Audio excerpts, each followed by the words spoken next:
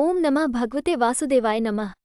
दोस्तों, आप सभी का अपने चैनल की आपने टाइटल पढ़ा है कि विजया एकादशी व्रत पर ये वीडियो है। कृपा करके वीडियो पूरा देखें। आप सभी को विजया एकादशी व्रत की बहुत बहुत शुभकामनाएं। तो ज़्यादा बाधा न बनते हुए करते हैं वीडियो शुरू। फाल्गुन माह में कब है विजया एकादशी, जाने शुभ मुहूर्त, पूजा विधि और महत्व। फाल्गुन मास की शुरुआत हो गई है। फाल्गुन मास में पड़ने वाली एकादशी तिथि का विशेष महत्व है। एकादशी का व्रत भगवान विष्णु की आराधना को समर्पित है। हर महीने में पड़ने वाली एकादशी तिथि का अलग अलग नाम और महत्व है। इस एकादशी का व्रत करके श्रद्धा और सामर्थ्य के अनुसार दान करना चाहिए। सनातन धर्म में एकादशी तिथि का विशेष महत्व है। एकादशी तिथि प्रत्येक महीने में 2 बार एकादशी आती है, एक कृष्ण पक्ष में और दूसरी शुक्ल पक्ष में। वहीं साल में कुल 24 एकादशी तिथि आती है। एकादशी तिथि भगवान विष्णु को समर्पित है। एकादशी व्रत रखकर भगवान विष्णु की पूजा अर्चना करने पर जीवन में शांति और आध्यात्मिक ऊर्जा आती है। हर महीने में पड़ने वाली एकादशी तिथि का अलग अलग नाम और महत्व है। फाल्गुन माह की शुरुआत 25 फरवरी से हो गई है।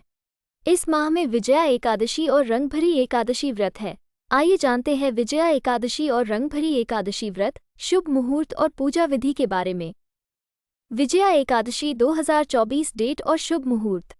फाल्गुन मास के कृष्ण पक्ष की एकादशी को विजया एकादशी के नाम से जाना जाता है। पंचांग के अनुसार विजया एकादशी तिथि की शुरुआत 6 मार्च को सुबह 06:30 से होगी और अगले दिन 7 मार्च को सुबह 04:13 पर तिथि का समापन होगा। इस बार विजया एकादशी व्रत 6 मार्च को है। एकादशी पूजा विधि। एकादशी के दिन ब्रह्म मुहूर्त में उठकर स्नान कर साफ वस्त्र धारण करें। अब मंदिर की सफाई करें और गंगाजल का छिड़काव कर शुद्ध करें। चौकी पर पीला या लाल कपड़ा बिछाकर भगवान विष्णु की प्रतिमा स्थापित करें। भगवान विष्णु का गंगा जल से अभिषेक करें।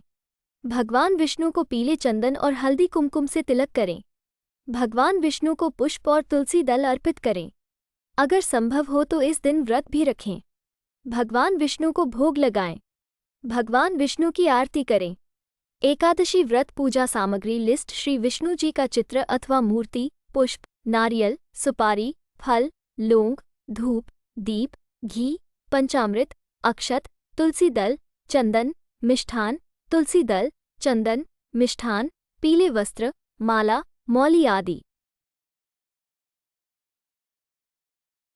एकादशी के व्रत में शाम को क्या खाएं?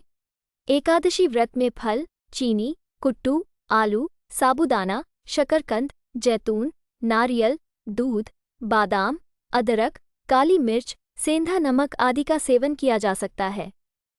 विजया एकादशी व्रत को शत्रुओं पर विजय दिलाने वाला माना जाता है। विजया एकादशी व्रत कथा। कृष्ण ने युधिष्ठिर को बताया था व्रत का महत्व। इस एकादशी व्रत को शत्रुओं पर विजय दिलाने वाला माना गया है। मान्यता है कि विजया एकादशी व्रत को रखने से एकादशी का 3 गुना फल प्राप्त होता है। इसे रखने से सुख, समृद्धि और आरोग्य की प्राप्ति होती है। विजया एकादशी व्रत कथा के मुताबिक त्रेता युग में लंकापति रावण पर विजय प्राप्त करने से पहले श्रीराम ने विजया एकादशी का व्रत रखा था। साथ ही द्वापर युग में श्रीकृष्ण ने इस व्रत का महत्व युधिष्ठिर को बताया था, जिसके बाद युधिष्ठिर ने विजया एकादशी व्रत रखा था और इस व्रत के प्रभाव से पांडवों ने महाभारत के युद्ध में विजय प्राप्त की थी। इस बार विजया एकादशी का व्रत 6 मार्च को रखा जाएगा। यदि आप भी इस व्रत को रखने जा रहे हैं तो पूजा के दौरान विजया एकादशी की व्रत कथा जरूर सुनें, ताकि आपकी मनोकामना पूरी हो। व्रत का पारण 7 मार्च को किया जाएगा। व्रत कथा। द्वापर युग में एक बार धर्मराज युधिष्ठिर ने श्रीकृष्ण भगवान से फाल्गुन एकादशी व्रत के महत्व के बारे में पूछा। तब श्रीकृष्ण ने उन्हें कहा कि विजया एकादशी व्रत के बारे में भगवान ब्रह्मा ने सबसे पहले नारद को बताया था। इसके बाद त्रेतायुग में श्रीराम ने इस व्रत को रखा। इसकी कथा भी प्रभु श्रीराम से ही जुड़ी हुई है। कथा के अनुसार जब भगवान श्रीराम ने माता सीता के हरण के बाद रावण से युद्ध करने के लिए सुग्रीव की सेना को साथ लेकर लंका की ओर प्रस्थान किया, तब लंका से पहले विशाल समुद्र को पार करना काफी मुश्किल था। श्रीराम मनुष्य अवतार में थे, इसलिए कोई चमत्कार नहीं करना चाहते थे, बल्कि आम मनुष्यों की तरह ही इस समस्या को निपटाना चाहते थे। इस बीच श्रीराम ने अपने भाई लक्ष्मण से समुद्र पार करने का उपाय पूछा तो उन्होंने कहा कि हे प्रभु, वैसे तो आप सर्वज्ञ हैं, लेकिन फिर भी आप मुझसे ही इस बारे में जानना चाहते हैं। तो यहाँ से आधा योजन की दूरी पर वक्तलभ्य मुनिव निवास करते हैं। अगर हम उनके पास जाएंगे तो कोई न कोई समाधान जरूर मिल जाएगा। फिर भगवान श्रीराम मुनिव के पास पहुंचे और उन्हें प्रणाम कर अपनी समस्या उनके सामने रखी। तब मुनि ने उन्हें बताया कि फाल्गुन मास के कृष्ण पक्ष की एकादशी को विजया एकादशी कहा जाता है। अगर आप समस्त सेना समेत इस व्रत को रखेंगे तो न सिर्फ समुद्र को पार कर जाएंगे, बल्कि लंका पर भी विजय प्राप्त करेंगे। फिर जब विजया एकादशी का दिन आया तो श्रीराम और उनकी सेना ने मुनिव के कहे अनुसार विधि विधान से ये व्रत रखा। इसके बाद उन सभी ने राम सेतु बनाकर समुद्र को पार किया और लंकापति रावण को परास्त कर युद्ध में विजय प्राप्त की।